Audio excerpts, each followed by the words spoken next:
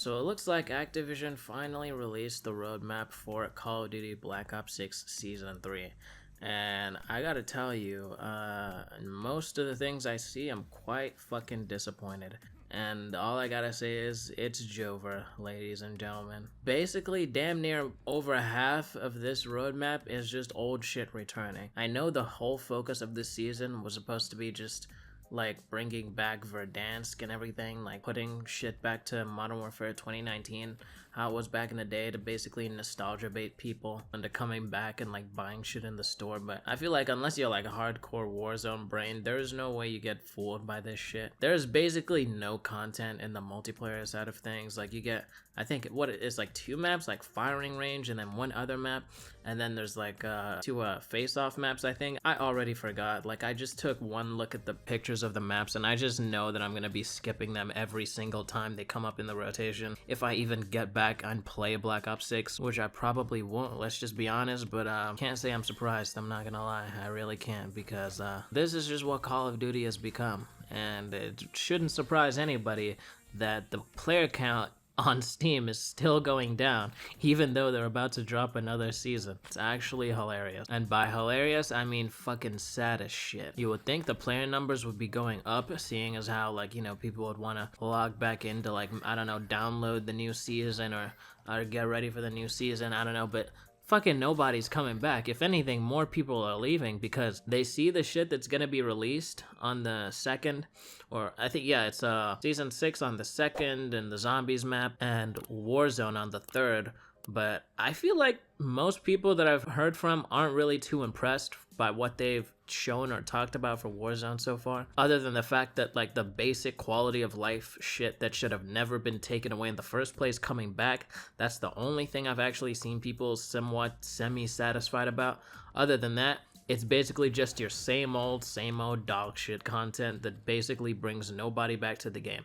Like, I am not fucking logging in for a goddamn calling card or a sticker or whatever the fuck you want to give me to basically get me in the store buying all this goofy shit that I don't give a fuck about. I wish so badly what they could do is actually just keep the features in the game that are actually like successful and like people like them.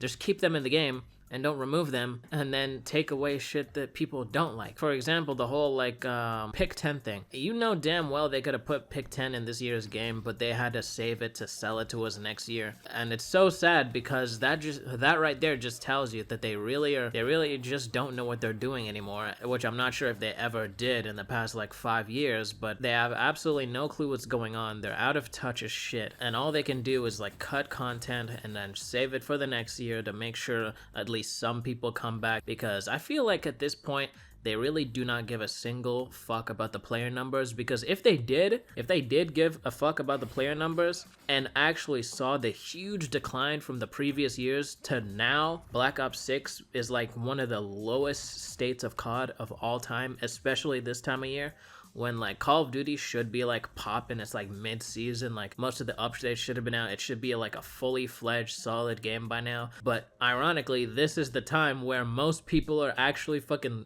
up and leaving. People have had enough. They don't give a fuck anymore. And if they actually cared about that player numbers, then I'm certain we would have seen like a huge change by now in a lot of the things they do and a lot of the ways they run this whole thing. They probably wouldn't be doing the whole yearly cycle thing anymore, because it just doesn't seem profitable at all to just keep releasing game after game when you know the devs don't have enough time to actually like flesh it out and put like actual soul into the game. It just feels like you're going to dinner and like you order a steak, but the steak is like just a steak on the outside and there's no actual meat on the inside. It's an empty steak. I don't know if that analogy makes sense, but it's what I feel like when I play a Call of Duty game every year these days. Like most of the shit you actually see in the game is just filler because they have no clue what they're doing anymore. They completely lost the plot more than they lost their entire player base basically at this point. And I can't say I feel bad for them at all. Like, I cannot feel bad for this company when I see half of all the shit in this season is just labeled returning